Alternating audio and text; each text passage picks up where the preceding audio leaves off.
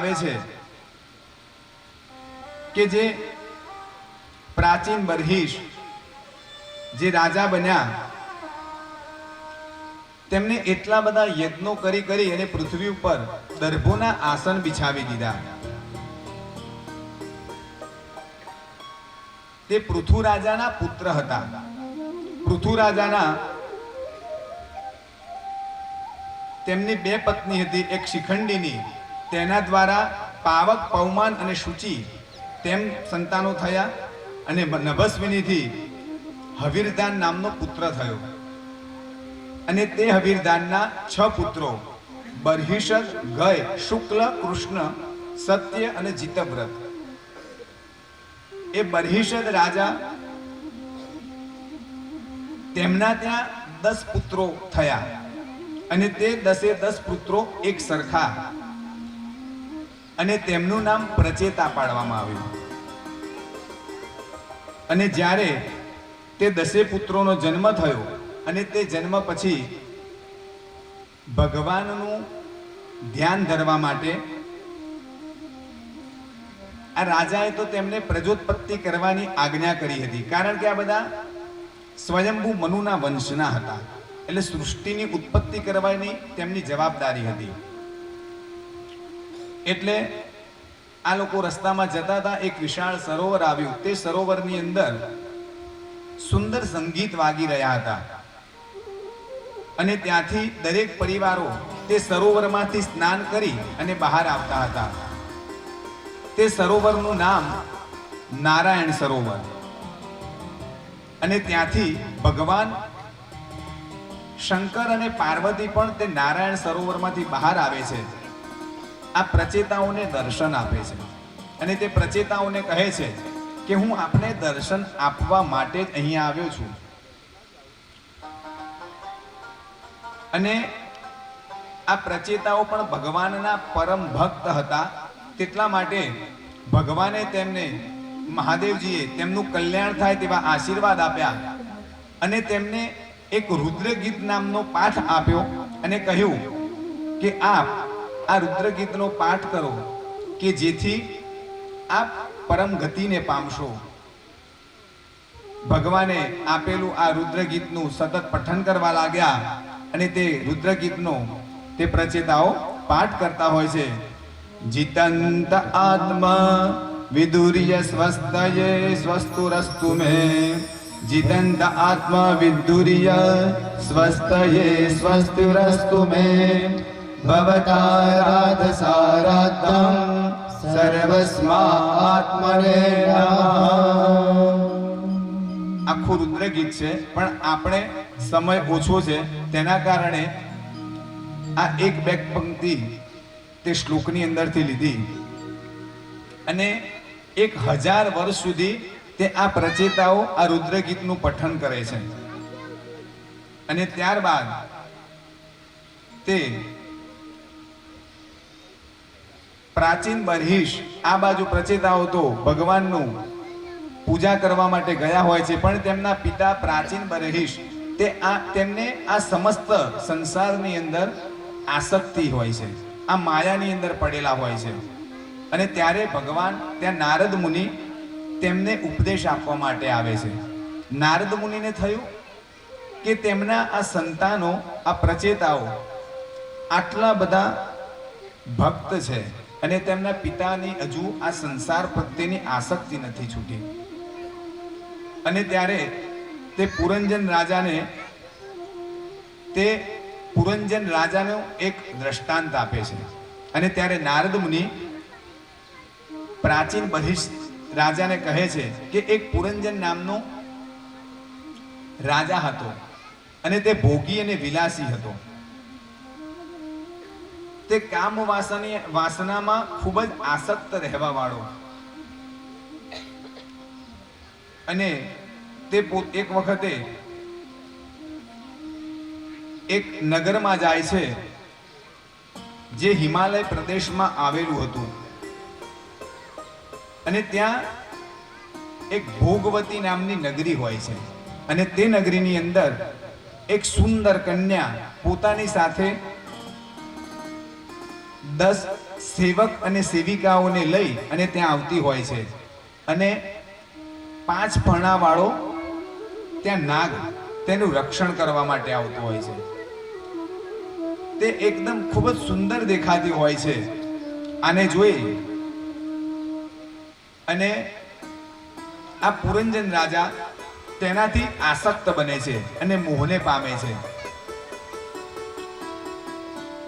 અને તે રાજા તેની પાસે લગ્ન કરવાની ઈચ્છા વ્યક્ત કરે છે.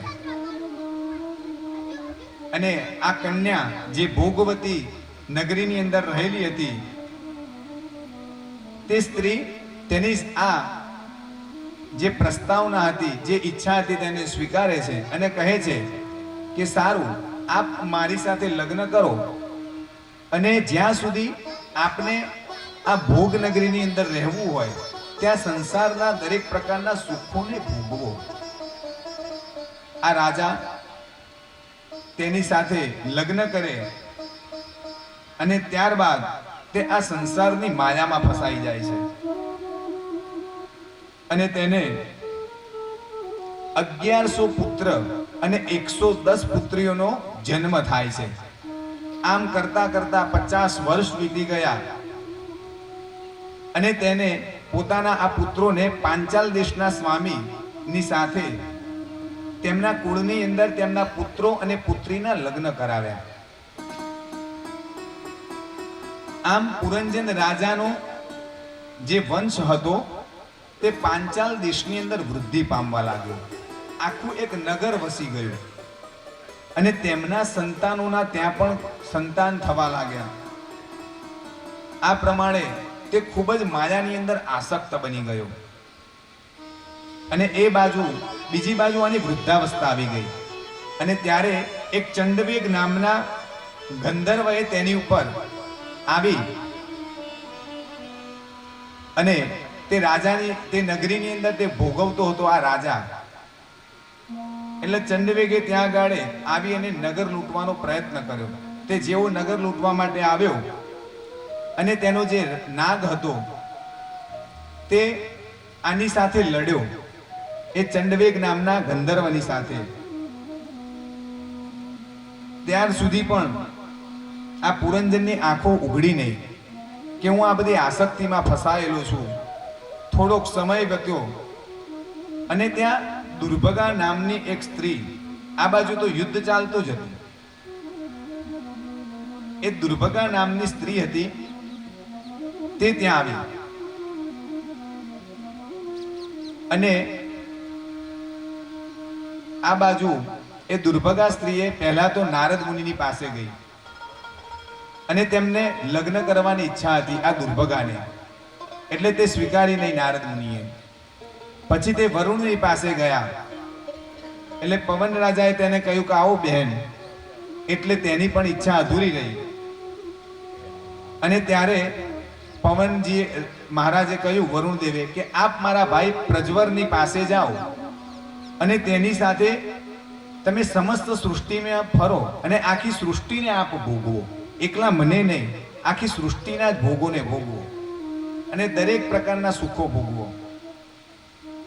આ બાજુ પુરંજનની બુદ્ધિ નાશ પામી અને તે પુરંજનની પાસે આવી અને પુરંજન તો આસક્ત જ હતો, આટલો બધો દુઃખી હતો, તેમ છતાંય જ્યારે પેલી સ્ત્રી આની જોડે આવી કે જેને કોઈ નહોતું સ્વીકારતું પણ બધી કામનાઓની અંદર આસક્ત આ પુરંજને તેને સ્વીકારી લીધો.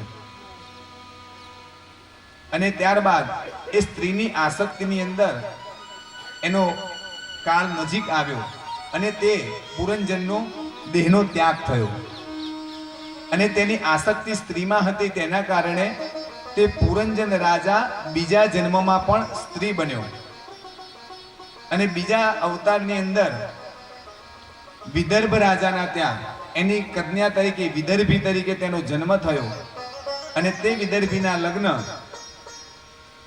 પાંડ્ય દેશના મલયધ્વજ નામના રાજાની સાથે થયા અને તે થોડોક અમુક વર્ષો વીત્યા અને જ્યારે વૃદ્ધાવસ્થાને પામ્યા અને આ બાજુ બંને જણા તપ કરવા માટે જાય છે અને તે મલય ધ્વજનું જ્યારે તેમને દેહ છોડ્યો ત્યારે તેમનું પતિની પાછળ આ વિદર્ભી સતી થવા માટે તૈયાર થાય છે અને ત્યારે ત્યાં તેમનો મિત્ર આત્મજ્ઞાની આવે અને તે કહે છે કે હું આપનો મિત્ર છું, આપે મને ઓળખ્યો નહીં? એટલે કે કયો મિત્ર? ઓળખાણ ના પડી. એટલે કે આપણે બંને જણા બે હંસોની જોડી, એનું નામ અવિજ્ઞાત હતું. એટલે કે બે હંસોની જોડી હતી આપણા બંનેની, પણ તમે ભોગ વિલાસમાં આસક્ત હતા એટલે તમે મારી પાસેથી છૂટી ગયા અને હું તો આમનો આમ જ છું. અને ત્યારે તેમને યાદ અપાવ્યું. મૂળ આ જે કથા છે તે પ્રાચીન બર્હિષ રાજાને નારદ મુનિ એક પૂરક રૂપે સમજાવે છે, એટલે કે દ્રષ્ટાંત રૂપે, કે આ જે રાજા હતો પુરંજન તે જીવ છે, એટલે આપણે પોતે, અને જે સ્ત્રી છે તે બુદ્ધિ. એટલે કે જ્યારે વ્યક્તિ જન્મ લે અને તે બુદ્ધિ દ્વારા એ આ બધી વાસનાઓને ભોગવતો હોય છે, અને તે જે સ્ત્રી હતી તે બુદ્ધિ અને તેની સાથે રહેલી જે તેમની સખીઓ હતી, તેમની સેવિકાઓ હતી, તે આપણા શરીરની અંદર રહેલી ઇન્દ્રિયો, 5 કર્મેન્દ્રિય અને 5 જ્ઞાનેન્દ્રિય, અને જે અવિજ્ઞાત મિત્ર છે તે પરમાત્મા છે. એટલે